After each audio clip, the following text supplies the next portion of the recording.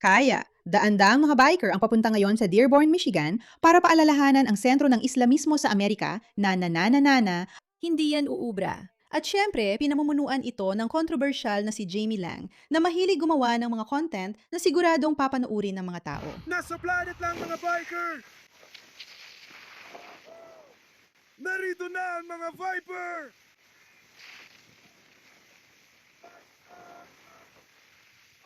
Mga Crusader!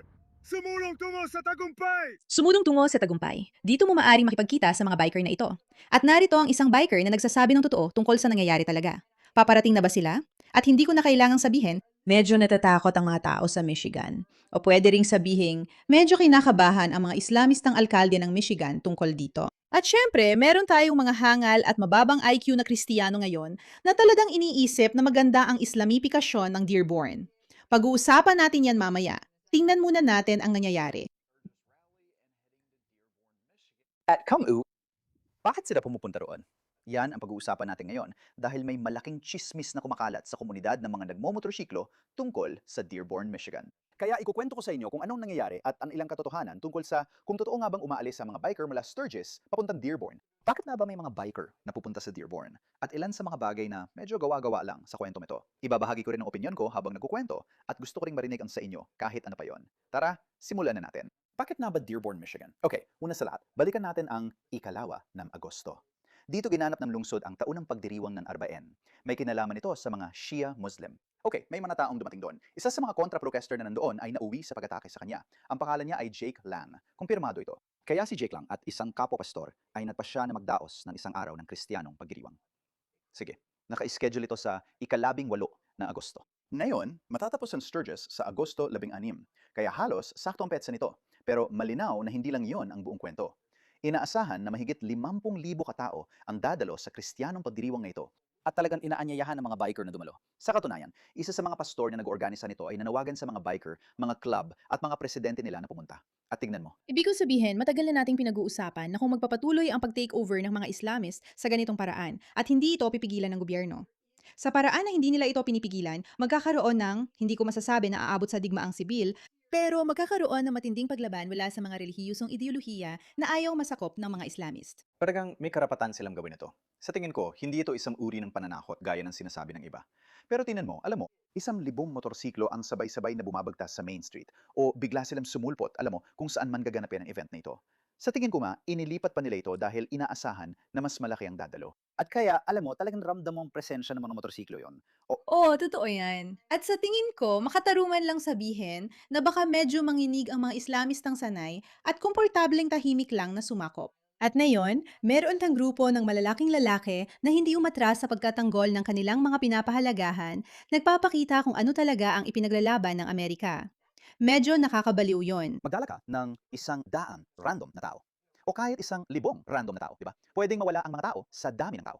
Oo, pag dumating ang mga motorsiklo, yun ang unang bagay, di ba? Nagkakaroon ng presensya. Isipin mo yon. Pare, mga military ride, kung nagbibigay galang tayo sa mga namatay na pulis, charity ride, mga pampulitika na advokasya, at iba pang mga bagay, malakas ang presensya ng mga motorsiklo. Magaling ang mga biker sa komunikasyon, lalo na sa panitan ng mga club, at mabilis kumalat ang impormasyon. Isa pa pare, kapag nakita ng mga tao na maraming motorsiklo ang dumating para sa isang bagay, kadalasan ay dahil sa isang mahalagang dahilan. At habang ito, alam mo, kadalasan ay para lang sa mga rally at mga ganung bagay. Pero minsan, dumadalo ang mga biker sa mga bagay na mahalaga talaga sa kanila, mula sa mga namatay na rider hanggang sa mga advokasya at mga paniniwala nila. Oy, kahit ano pa ang opinion mo tungkol sa video na to, may isang bagay tayong lahat na pwedeng pagkaisahan. Ang 2025 Indian Scout Bobber ay isang napakagandang makina. Tingnan mo, gusto ko yung katotohanang parang may masamang reputasyon ng mga biker at naiintindihan natin kung bakit sila nakakatakot kung anuman. Pero ang dami ko nang napanood na magagandang kwento tungkol sa mga biker na tumutulong sa mga biktima ng pang-aabuso o nag-aalaga ng mga aso o kung ano paman. Kasi sa totoo lang, sila yung mga lalaking may matinding paninindigan na talagang nasa kalsada. At parang gusto ko yon. Parang may bahagi ng pagkatao ko na talagang humahanga sa mga biker kahit na may nakakatakot sa kanila. Lagi silang ganito. Malambot din talaga ang puso nila, karamihan sa kanila. Mga 100 hanggang 200, kahit pa umabot ng 500. Di ba?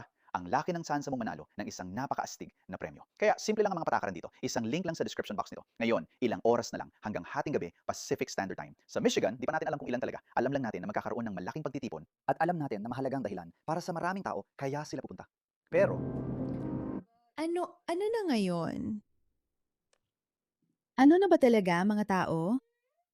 May connection ba kay Sturgis? Dito na nagiging medyo malabo, di ba? May mga video na kumakalat na yon. Oh, nauubos na ang tao sa Sturgis. Patay na. May sobrang taas ng presyo. May ganito, may ganyan. Sige, well, oo, maaring totoo ang ilan doon. Pero ang pinaka-importante, kadalasan, ang kailangan mo lang gawin ay tingnan ang mga numero.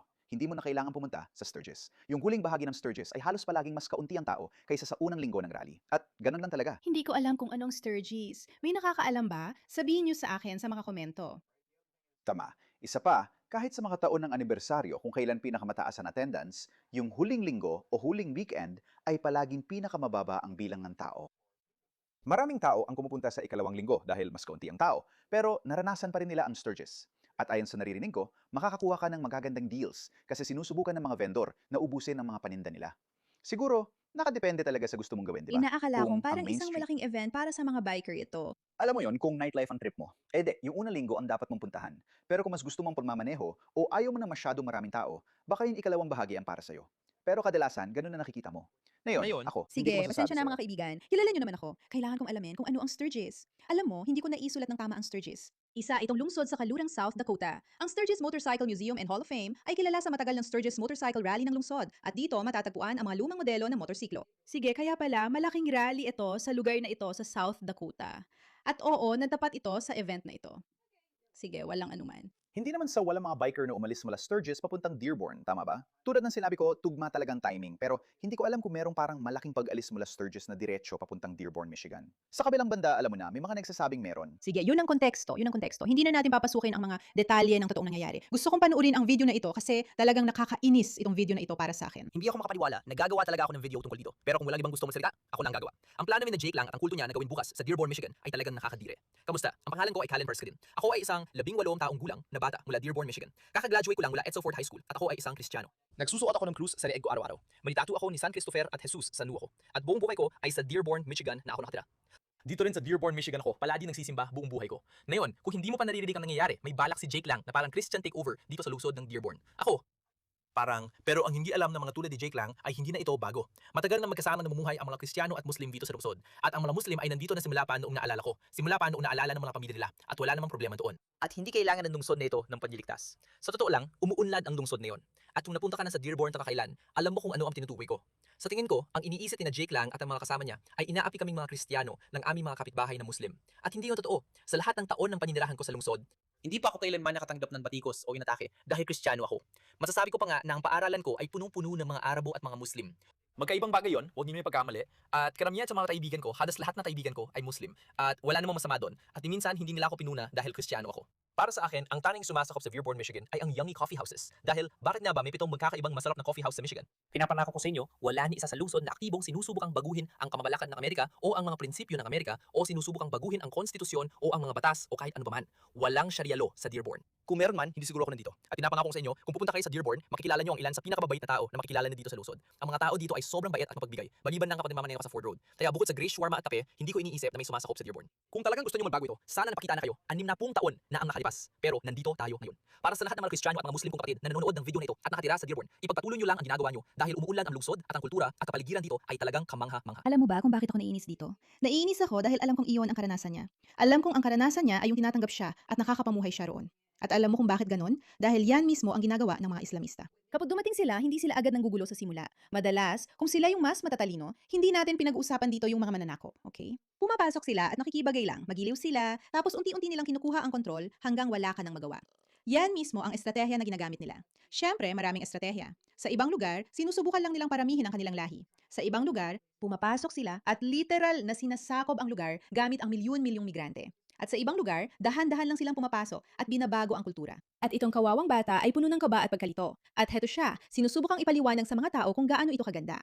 Tingnan mo, hindi ko alam. Hindi pa ako nakapunta sa Dearborn. Maaring talagang maganda rito. Pero yan ang unang yugto. Ang ikalawang bahagi ay hindi na ganoon kaganda. Balikan mo lang ang kasaysayan mo na malinaw namang hindi itinuturo sa paaralang ito na puno ng mga Arabo at Muslim ayon sa kanya. Ayun din, ang video na ito ay hindi talaga nilalayong maging political. Gusto ko lang turuan ng mga tao kung ano talaga ang talagayan sa Dearborn. Sakaling nandito kayo. Paalam. Ang nararanasan ng batang ito ay kinatawag na suicidal empathy.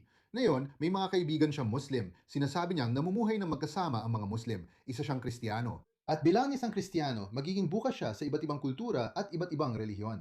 Pero ang hindi niya naunawaan ay kahit may mga kaibigan siyang Muslim na hindi ekstremista, hindi ibig sabihin na hindi nila iboboto ang mga ekstremista ng Islam. Alam mo, malinaw nilang sinasabi na balak nilang sakupin ang Amerika. Buburahin nila ang ating kultura at papalitan nilang batas ng Amerika ang konstitusyon ng Sharia law. At itong batang ito ay kakagraduate lang ng high school, kaya hindi pa niya naunawaan ang mas malawak na larawan dito. Ang nakikita lang niya ay may mga kaibigan siyang Muslim, mababait sila. Wala namang mali dito, pero may malaking problema dito dahil may mas malawak na planong isinasagawa. At ang planong yon ay gawing isang bansang Islamiko ang Amerika. At nangyari na ito ng paulit-ulit. Narito ang mga bansa na dating Kristiyano at nasakop ng mga Muslim. Kaya lahat ng mga bansang ito ay dating Kristiyano pero ngayon ay Muslim na. Ibig ko sabihin, literal na ang mga bansang ito ay dating Kristiyano. Nakakabigla yon. Turkey, Egypt, Syria, Lebanon, Algeria, Tunisia, Libya, Morocco, Iraq, Albania, Bosnia. Mga bansa ito. Pero kung tatanungin mo ang sinumang hindi alam ang kasaysayan, parang sasabihin nila, syempre, ganyan na talaga sila nun ta. Anong ibig mong sabihin? Tunisia, Morocco, Lebanon, Egypt, obvious naman.